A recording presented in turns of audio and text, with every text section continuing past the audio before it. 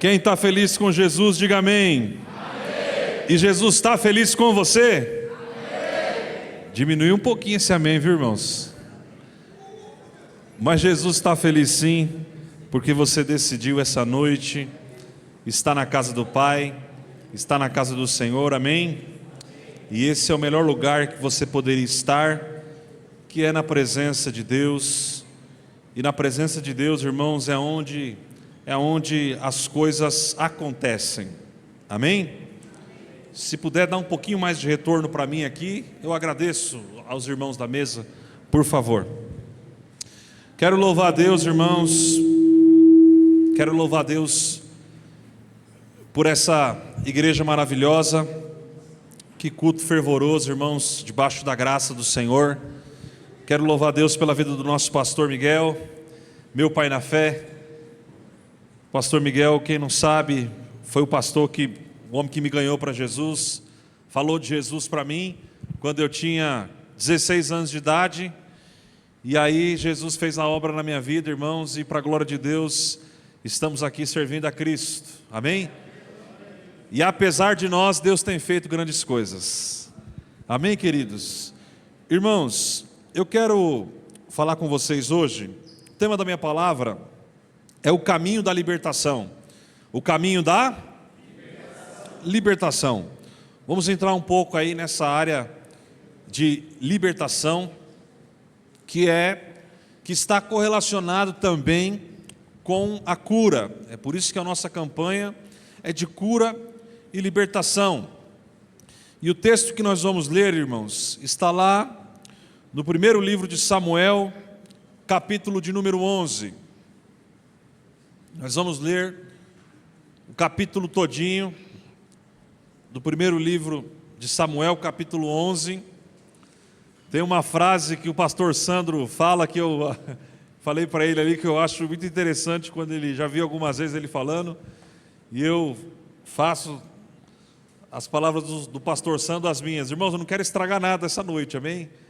Porque a glória de Deus está maravilhosa nesse lugar. Obrigado, meu pastor. Amém, queridos? Ele sempre fala isso, eu acho tremendo, porque nós queremos ser instrumentos na mão do Senhor, amém, irmãos? E para nós sermos instrumento na mão do Senhor, nós precisamos deixar a palavra de Deus falar, amém, queridos? Livro de 1 Samuel, capítulo 11, a partir do versículo 1.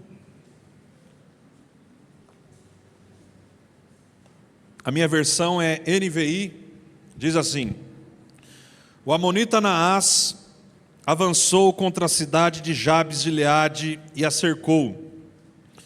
E os homens de Jabes lhe disseram: faça um tratado conosco e nos sujeitaremos a você.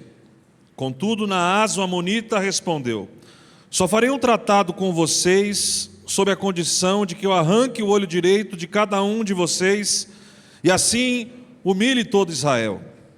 Versículo 3: as autoridades de Jabes lhe disseram: dê-nos 7 dias para que possamos enviar mensageiros a todo o Israel. Se ninguém vier nos socorrer, nós nos renderemos. Quando os mensageiros chegaram a Gibeá, cidade de Saul, e relataram essas coisas ao povo, todos choraram em alta voz. Naquele momento, Saul estava trazendo o gado do campo e perguntou: o que há com o povo? Por que estão chorando? Então lhe contaram o que os homens de Jabes tinham dito. Quando Saul ouviu isso, o Espírito de Deus apoderou-se dele, e ele ficou furioso. Apanhou 2 bois, cortou-os em pedaços, e por meio dos mensageiros enviou os pedaços a todo Israel, proclamando: isso é o que acontecerá aos bois de quem não seguir Saul e Samuel. Então o temor do Senhor caiu sobre o povo, e eles vieram unânimes. Quando Saul os reuniu em Bezeque, havia 300.000 homens de Israel e 30.000 de Judá. E disseram aos mensageiros de Jabes: diga aos homens de Jabes e Gileade: amanhã, na hora mais quente do dia, haverá libertação para vocês. Quando relataram isso aos habitantes de Jabes, eles se alegraram. Versículo 10: Então os homens de Jabes disseram aos amonitas: amanhã nós os renderemos a vocês e poderão fazer conosco o que quiserem. Versículo 11: no dia seguinte Saul dividiu os seus soldados em 3 grupos, entraram no acampamento amonita na alta madrugada e os mataram até a hora mais quente do dia. Aqueles que sobreviveram se dispersaram de tal modo que não ficaram 2 juntos. Então o povo disse a Samuel: quem foi que perguntou: será que Saul vai reinar sobre nós? Traze-nos esses homens e nós os mataremos. Saul, porém, disse: hoje ninguém será morto, pois nesse dia o Senhor trouxe libertação a Israel. Aleluias. Pois nesse dia o Senhor trouxe libertação a Israel, trouxe libertação na igreja videira. Versículo 14: então Samuel disse ao povo: venham, vamos a Gilgal e reafirmemos ali o reino. Assim todo o povo foi a Gilgal e proclamou Saul como rei na presença do Senhor. Ali ofereceram sacrifício de comunhão ao Senhor, e Saul e todos os israelitas tiveram momentos de grande alegria. Vamos aplaudir ao nome de Jesus?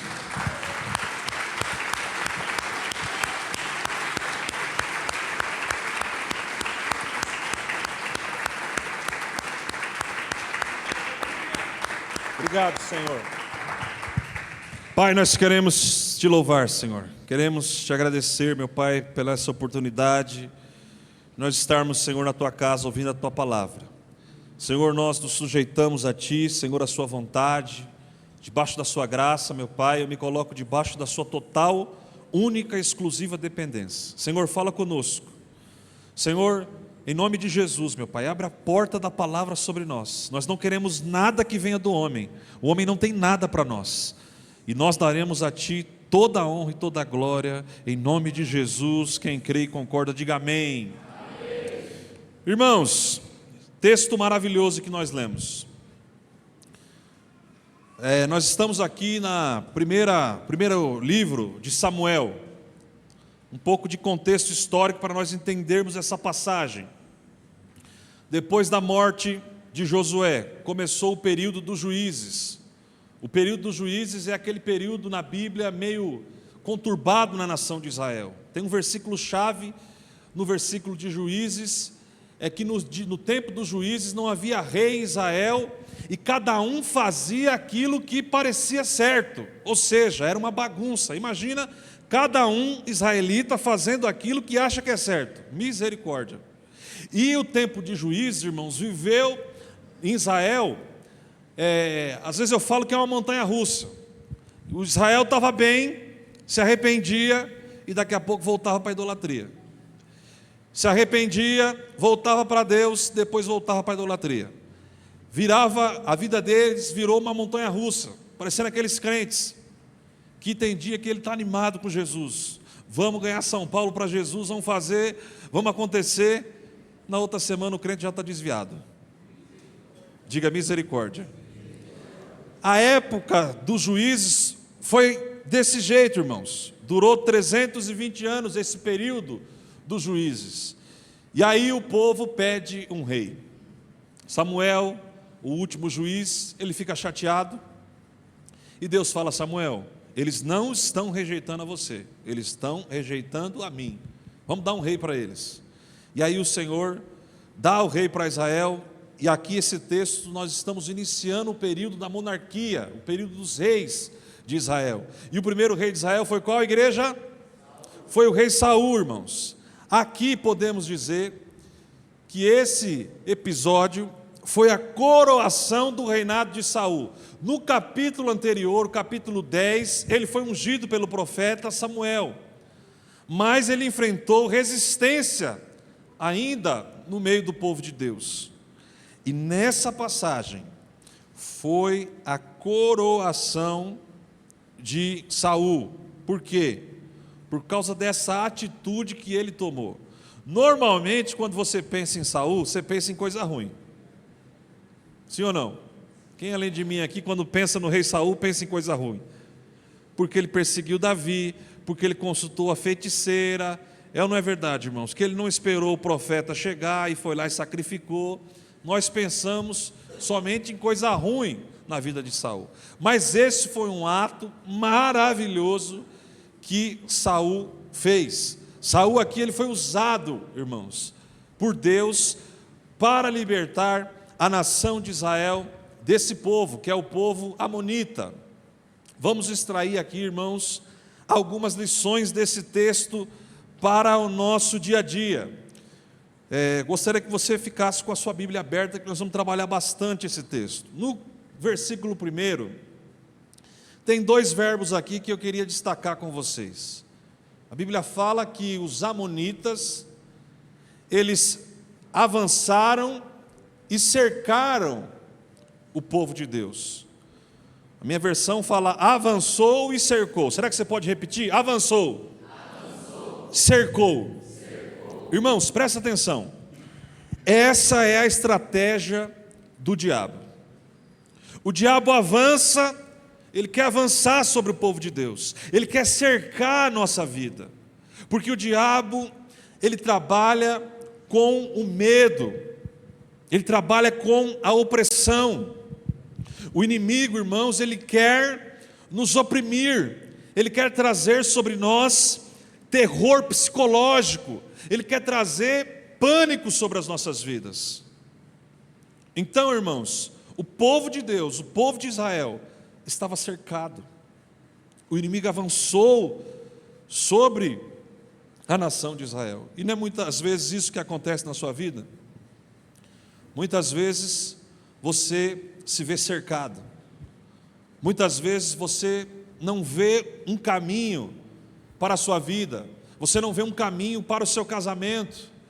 Porque o diabo, ele coloca muitas vezes na sua mente que você chegou no fim da linha, que não tem mais jeito para você. Tem até um ditado no mundo aí que eles falam, né? Pau que nasce torto. Ainda bem que Jesus era carpinteiro, porque ele nos endireita. Posso ouvir um amém da igreja, um aplauso a Jesus?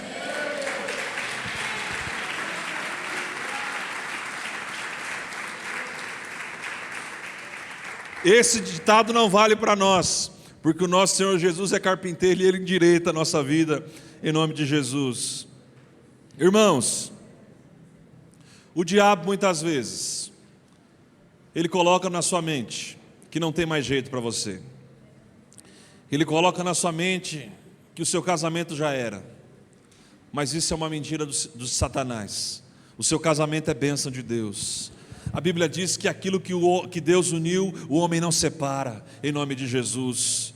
Se você tinha alguma dúvida, se você casou com a pessoa certa, eu quero te dizer que você casou com a pessoa certa. O seu casamento foi ungido pelo Senhor, em nome de Jesus. Não deixe o cerco de Satanás perturbar a sua cabeça, os seus pensamentos. Irmãos, as pessoas estão doentes. Nós estamos vivendo uma sociedade que está doente, irmãos. Pergunta para mim por quê? Porque não sabe ir para cima dos problemas, ir para cima do inimigo. 1 Pedro, capítulo 5, versículo 8. Olha o que a palavra de Deus diz. A Bíblia diz que nós precisamos estar alerta, nós precisamos vigiar, e que nós temos um adversário. E o nosso adversário quem é? Tem crente que ele pensa que o diabo está a 1 quilômetro de distância dele. Não é isso que diz a Bíblia. A Bíblia diz que o diabo está onde?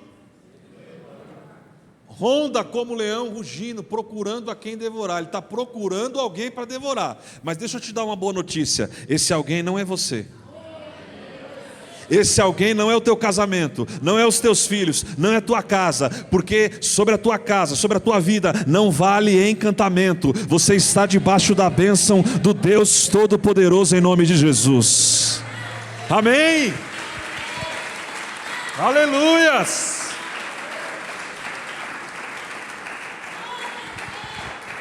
Irmãos, nós somos o único exército que já entra na guerra vitorioso.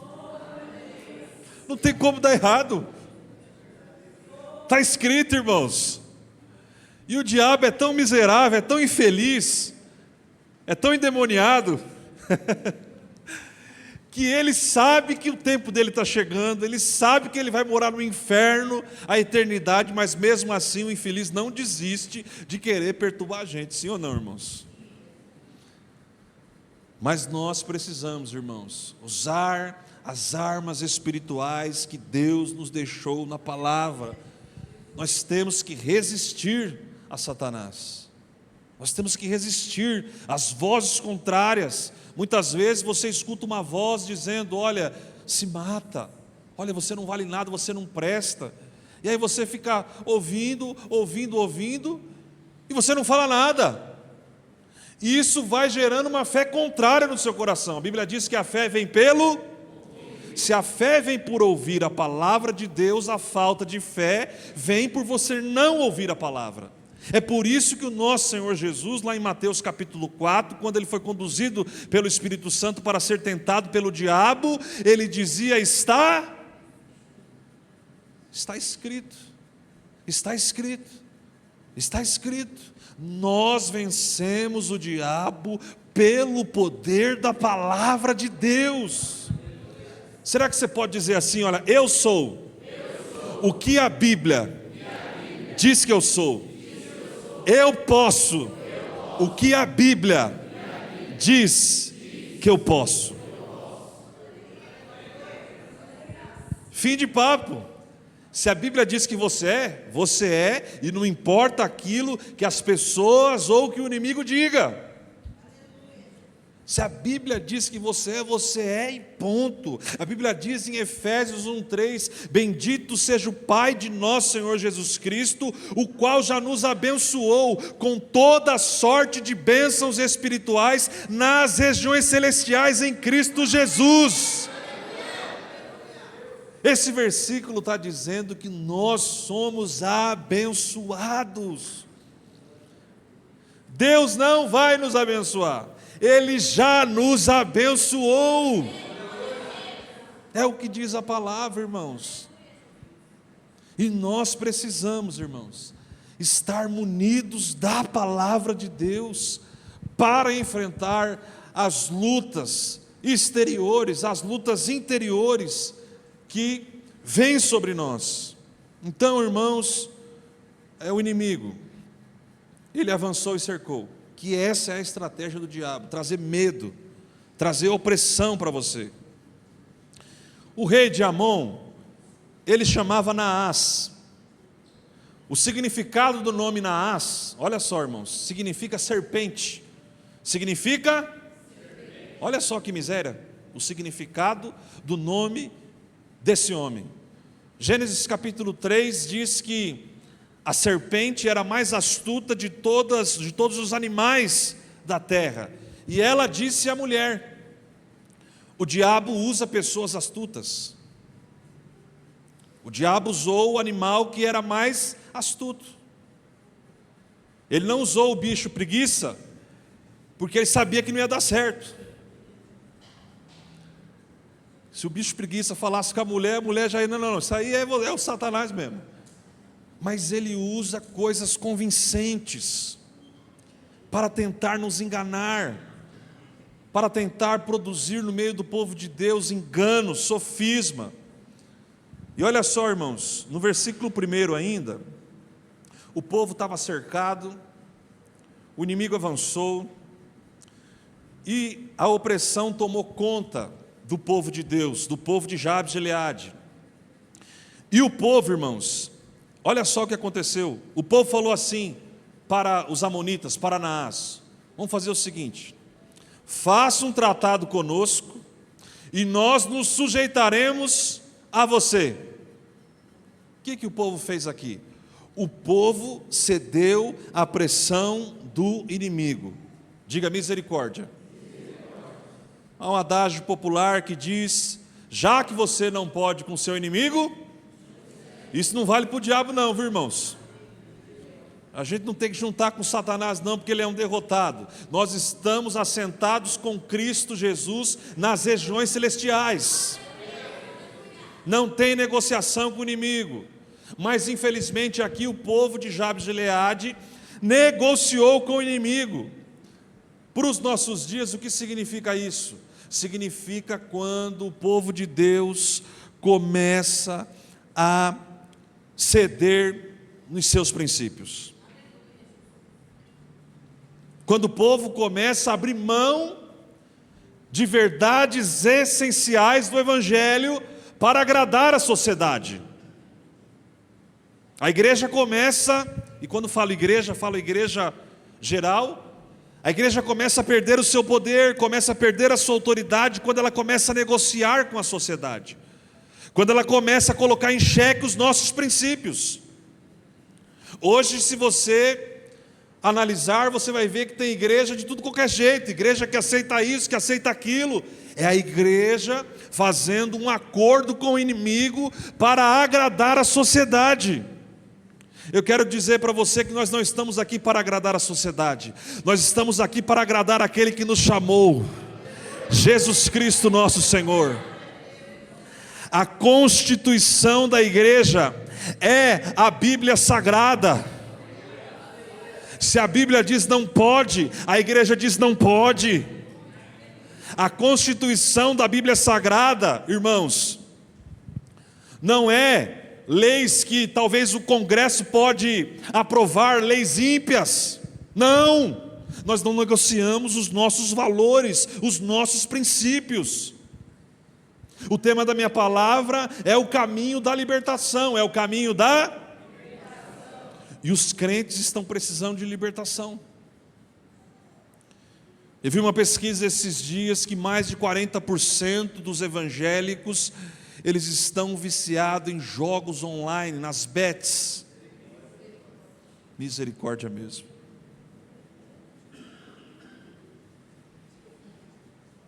Algo maligno, irmãos. E esses dias um irmão me perguntou, fez uma pergunta sincera, ele queria saber a respeito, César, e aí esses jogos, pode ou não pode? E eu falei para ele, fere 3 princípios espirituais. Quantos princípios? Primeiro princípio, o princípio da confiança. Qual o nome do princípio? Tira a sua confiança de Deus e coloca a sua confiança no jogo. Quem te prospera é Deus. Quem te prospera não é nem o teu trabalho, quem te prospera é o Senhor. O teu trabalho é apenas um instrumento, mas a tua provisão vem do alto. Primeiro princípio, fere o princípio da confiança. Segundo princípio, fere o princípio dos pequenos começos. Diga, pequenos começos. Tudo que Deus faz, primeiro é pequeno, depois se torna grande. Você lembra lá quando Jesus ele foi multiplicar os pães? Já chegou lá um monte de pães? Foi isso que aconteceu? Começou com pouco. Começou com uma oferta pequena. A Bíblia diz, ser fiel na onde? Que no muito eu... Deus sempre começa conosco, no pouco. E aí você vai dependendo dele, e ele te dá mais. Você depende mais, ele te dá mais, ele te dá mais, e ele vai trazer você para o lugar da abundância. Mas fere esse princípio, o princípio dos pequenos começos. E o terceiro princípio que fere, a Bíblia diz para nós não gastarmos o nosso dinheiro naquilo que não é pão. É pão? Não é pão. Então eu falei para esse irmão esses 3 princípios, de que é pecaminoso, de que é algo que abre uma brecha na sua vida para o inimigo agir, o inimigo atuar. A sua dependência não vem de jogo, a sua dependência vem de Jesus, meu irmão. E no tempo certo, Deus vai prosperar a tua vida em nome de Jesus. O povo cedeu aos princípios. Tiago 4:7, a Bíblia diz que nós devemos, primeira coisa, um dos primeiros princípios de uma batalha espiritual, é nós nos sujeitarmos a Deus. Tiago 4:7.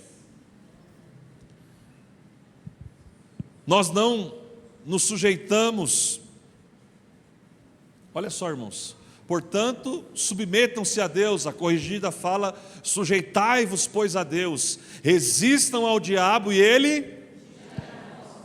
Você não começa a resistir no diabo, você se sujeita a Deus, você coloca a sua vida diante do Senhor, você organiza a sua vida, você está com o seu coração limpo, você está em retidão, debaixo da graça e misericórdia do Senhor, e depois você tem forças para resistir ao diabo. Mas se você não estiver sujeito a Deus, sujeito à sua palavra, você não consegue resistir ao inimigo. O diabo precisa ser resistido, irmãos. Mas o povo aqui não resistiu ao diabo. O povo quis fazer um tratado, quis fazer uma aliança com Satanás. Terceira coisa que nós vemos nesse texto: quando o povo de Deus quis negociar com o inimigo, o Naás falou: gostei, vocês querem negociar? Vamos negociar. E o Naás, ele falou algo para o povo de Deus: olha, eu vou fazer uma proposta para vocês. Eu quero que vocês arranquem o quê? O olho. Eu quero que vocês arranquem o olho direito. Eu aceito essa proposta que vocês fizeram de se sujeitar a mim, mas eu quero que vocês arranquem o olho direito. Irmãos, presta atenção nisso. O olho direito, na oftalmologia, ele é o olho dominante. O olho direito, ele é considerado o olho da mira. Quando você fecha um dos olhos, geralmente, quando você fecha um dos olhos para olhar apenas com um olho, geralmente você fecha o olho esquerdo e fica com o direito aberto, porque na maioria das pessoas o olho direito é o olho que tem uma visão melhor. E aqui nós estamos falando de um contexto aonde as armas não eram essas armas que hoje as nações têm, que são bombas nucleares. Armas que eram manuais, que você precisava muito da sua visão. Nesse contexto bíblico, se um homem não tinha o olho direito, ele não podia ir para a guerra. Se o homem não tinha o olho direito, ele podia procurar lá o INSS, que ele não podia ir para a guerra. Vocês entendem como é que é o inimigo, irmãos? O inimigo, irmãos, antigamente, você via que a pessoa se desviava do evangelho, você encontrava um crente na rua, ele falava: não, eu estou afastado, estou desviado. Hoje você encontra um irmão que não está indo na igreja mais, ele não fala que ele está afastado. Não, eu estou em Cristo. Como é que pode isso, irmãos?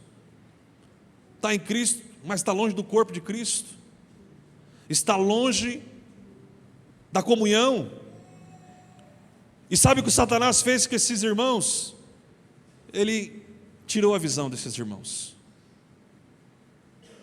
arrancou o olho direito desses irmãos. É por isso que hoje nós temos no Brasil esse fenômeno de os desigrejados, e eles dizem: não, mas eu estou com Cristo. Não, mas não quero nada com a sua igreja. Eu quero cabeça, mas não quero corpo. Diga misericórdia. A condição de que eu arranque o olho de cada um de vocês. Teve um homem na Bíblia chamado Sansão. Quem mesmo? Sansão, ele nasceu com o propósito de derrotar os filisteus. Mas Sansão, vocês sabem, ele começa a quebrar princípios e ele acaba sendo capturado pelos filisteus. Quando os filisteus conseguem capturar Sansão, a primeira coisa que os filisteus fazem quando eles capturam Sansão, quem pode me falar? Arrancou a visão de Sansão. Porque o inimigo, irmãos, ele quer nos cegar. Há um versículo em 2 Coríntios 4,4 que eu gosto muito, que fala que o Deus deste século cegou o entendimento dos descrentes, para que não lhes resplandeça a luz do Evangelho de Cristo. O Deus deste século, se puder projetar, Deus deste século, obviamente Deus com letra minúscula, é uma referência a Satanás. Ele cegou o quê? O entendimento. Ele arrancou a visão espiritual. Irmãos, os soldados que não tinham olho direito, eles não conseguiam atirar não conseguiam ir adiante do inimigo. Porque com a mão esquerda eles usavam para sua proteção, protegendo o seu olho direito, e com a mão direita era a mão do ataque.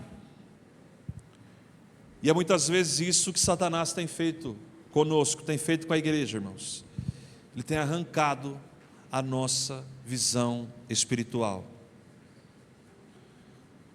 Muitas vezes, muitos crentes que até estão dentro da igreja, mas eles estão atolados na mágoa, no ressentimento, perderam a visão de Deus, perderam a visão do Senhor.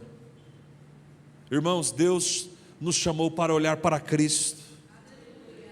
Você não pode tirar os seus olhos de Jesus. Todo crente, irmãos, que ele está... Nós estamos vivendo uma era, a era da chateação, irmãos. Se você perguntar para as pessoas que estão desviadas, estão longe da igreja, a maioria delas, elas vão dizer, de várias igrejas, que elas saíram da igreja por causa de uma chateação.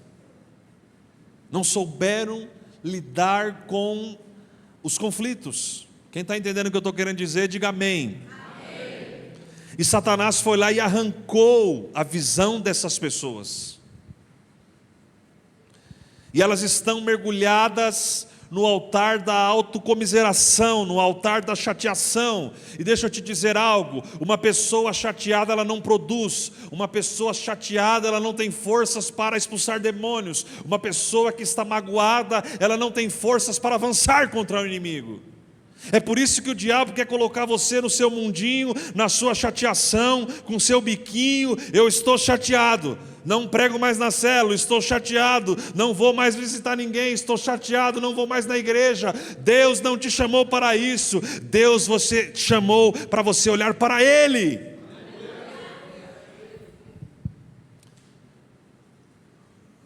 Pedro, irmãos, foi o segundo surfista da humanidade. O primeiro foi Jesus, que andou sobre as águas. Pedro foi ousado. Senhor, se é o Senhor mesmo, manda eu ir ter contigo sobre as águas. E como Jesus gosta de gente ousada, falou, vem. Jesus gostava de pessoas que demonstravam grande fé.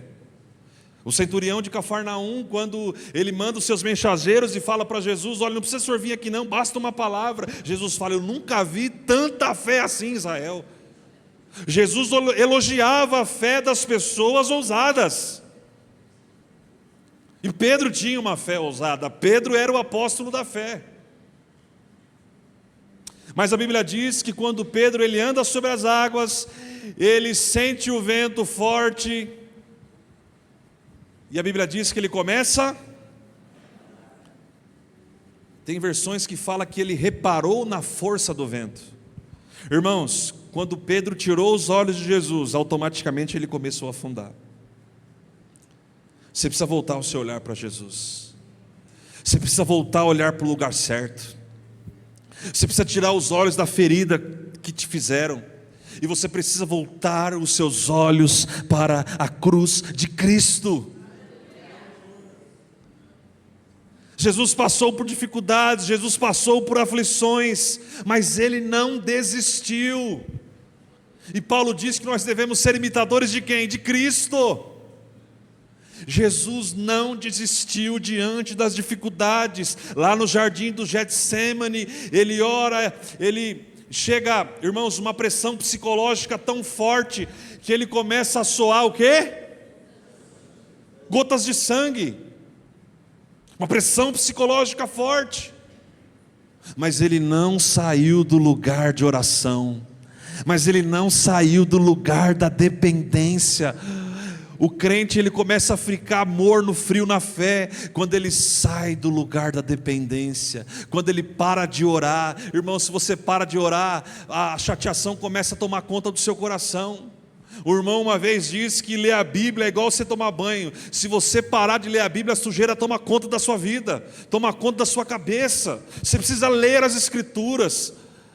Amém, queridos? Você precisa ir para a célula, você precisa ir para a igreja quando as coisas estiverem indo mal na sua vida. Às vezes, na igreja, na célula, Eu pergunto para alguns irmãos: ô irmão, não te vi na igreja, o que aconteceu?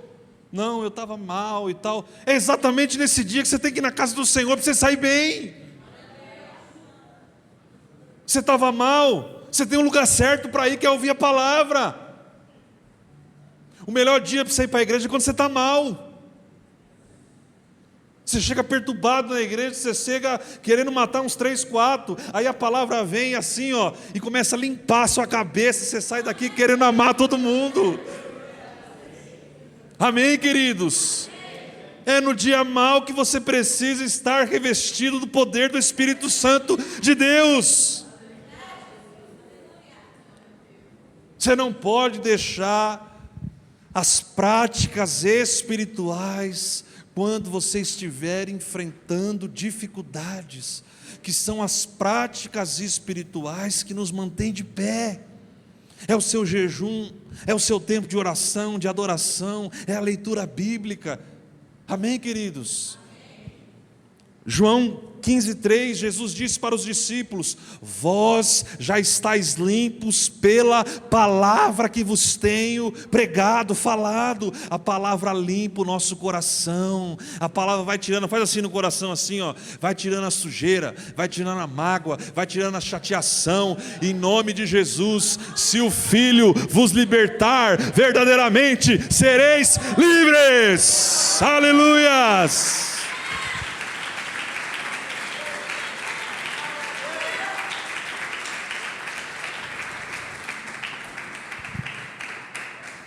O inimigo quis arrancar a visão do povo de Deus.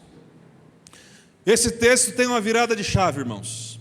A virada de chave nesse texto está no versículo 6. Se puder projetar, 1 Samuel 11:6. No versículo 6 há uma virada de chave nesse texto. Até aqui onde nós estamos expondo, o povo de Deus estava levando pancada. O povo de Deus estava na lona. O diabo estava lá. Mas no versículo 6, começa a mudança de chave nesse texto. Quando Saul ouviu essa conversa, a Bíblia diz que o Espírito de Deus apoderou-se dele. Aleluias. Meu Deus do céu. O Espírito de Deus se apoderou de Saul. Aleluias. O Espírito Santo se move dentro de você. Não extingais o Espírito Santo. Oh, queridos, nós não podemos resistir à voz do Espírito Santo. Estevão, no seu discurso em Atos capítulo 6, ele falou para os judeus: vocês estão resistindo ao Espírito Santo. Paulo falou: não extingais o Espírito. Nós precisamos, irmãos, buscar o enchimento do Espírito Santo. Amém, queridos? Nós precisamos ser uma igreja, não uma igreja que anda na alma, mas uma igreja que anda no Espírito. Quando nós andamos na alma, nós nos cansamos. Quando nós andamos no Espírito, nós enxergamos longe. O Espírito Santo nos renova. E diz a Bíblia, irmãos, no versículo 6, que o Espírito de Deus se apoderou de Saul. Ah, irmãos, a palavra fala que ele ficou furioso. Presta atenção nisso. Ele ficou furioso. Saul não ficou furioso com o povo, porque o nosso inimigo não são pessoas. Efésios capítulo 6. Nós temos que não lutamos contra carne nem sangue, mas sim contra principados e potestades. Saul não se revoltou contra Deus. Imagina, misericórdia. Saul se revoltou contra o inimigo, contra aquela situação difícil. Ele ficou furioso. E aí, irmãos, a Bíblia fala que Saul pegou 2 bois, ele corta os bois, manda para toda a nação de Israel, e ele diz: olha, quem não for para a guerra, é isso que vai acontecer com seus bois. E todo o povo se alistou como homem só, para marchar contra o inimigo. Mas, irmãos, Saul, ele venceu por causa da presença do Espírito Santo de Deus. Você não vence na tua força, eu não venço na minha força. Nós vencemos debaixo do poder do Espírito Santo de Deus. Aleluias. Pode aplaudir a Jesus.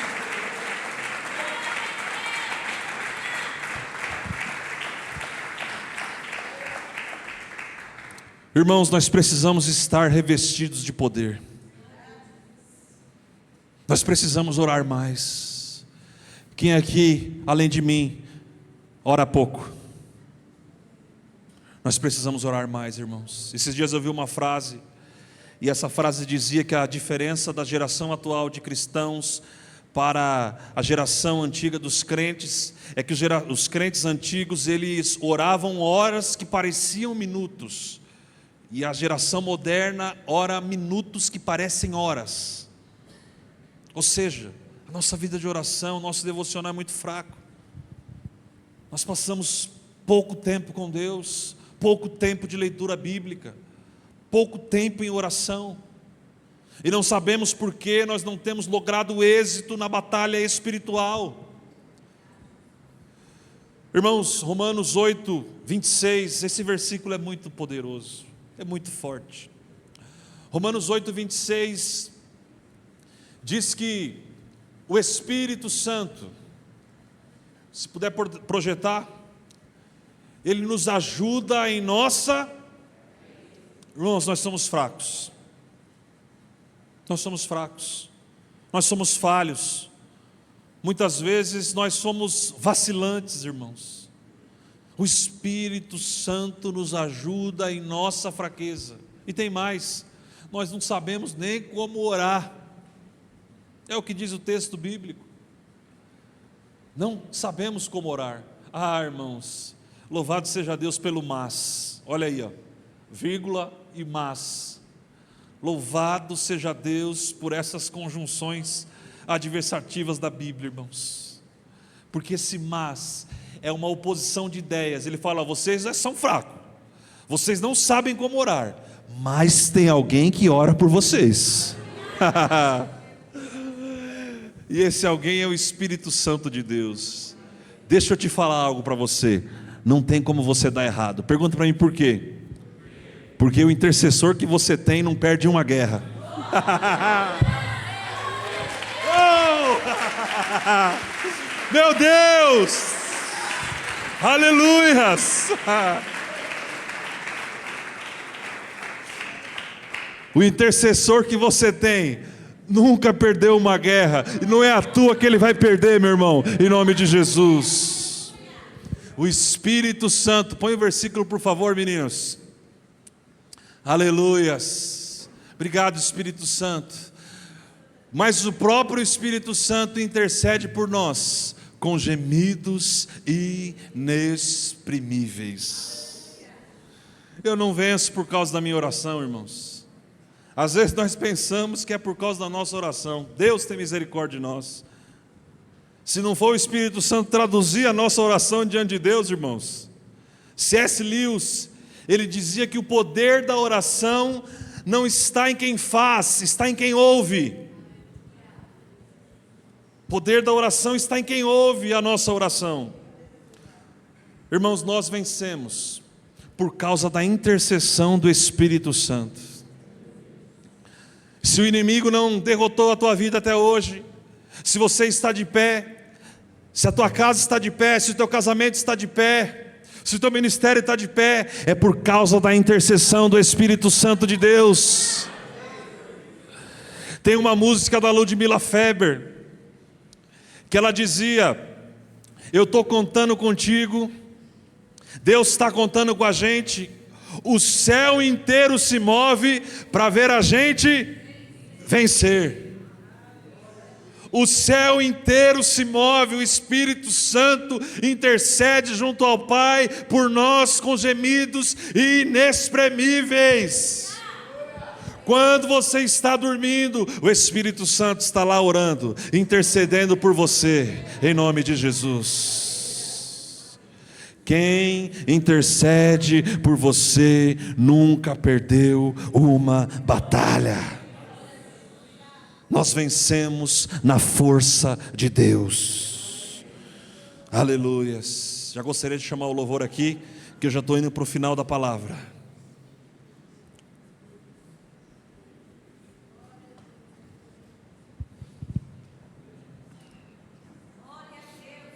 Saul venceu, debaixo da graça, debaixo da unção do Espírito Santo de Deus.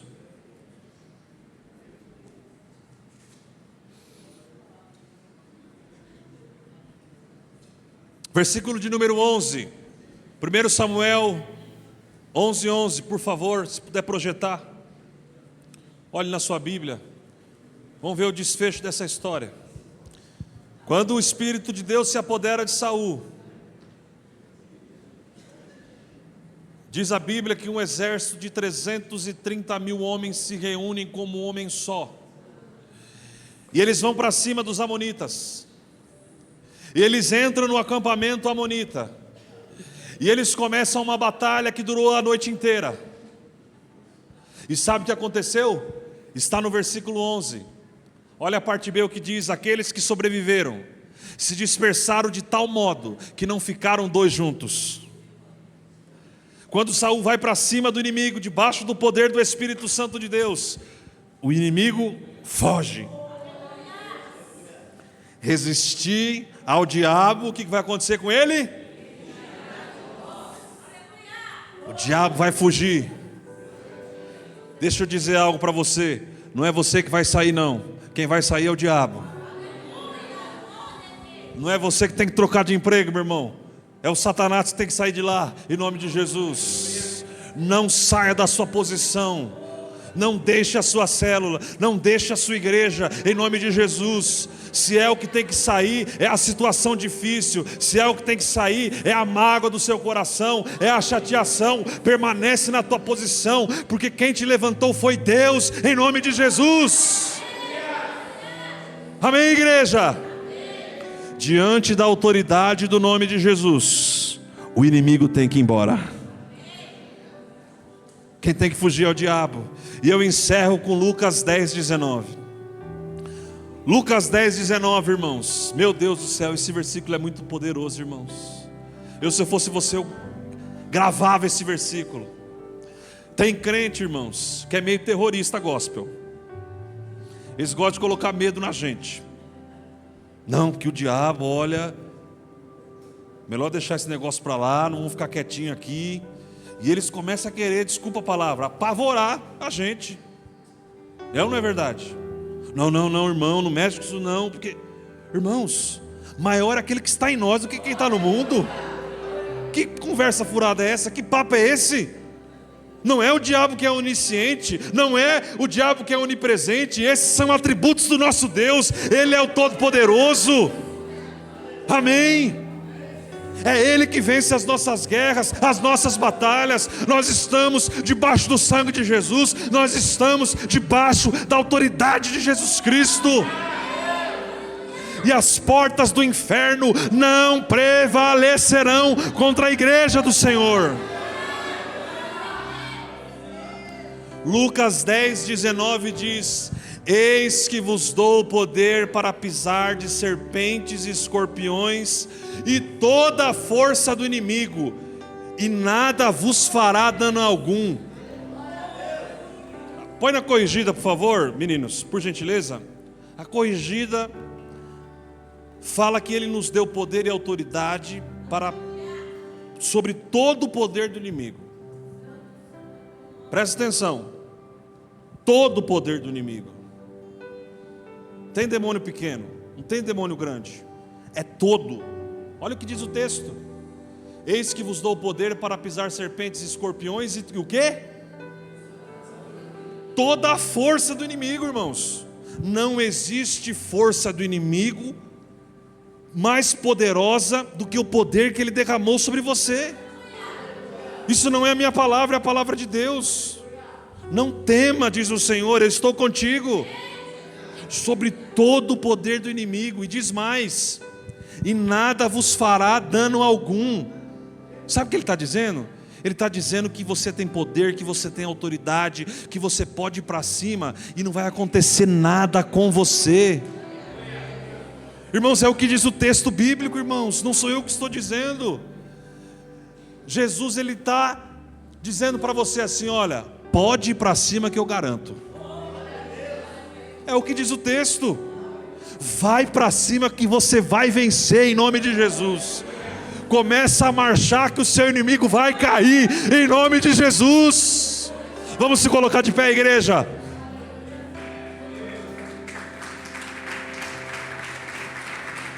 Ô, irmãos, já que é para aplaudir, aplaude direito a Jesus, com um brado de vitória. Uou! Aleluias!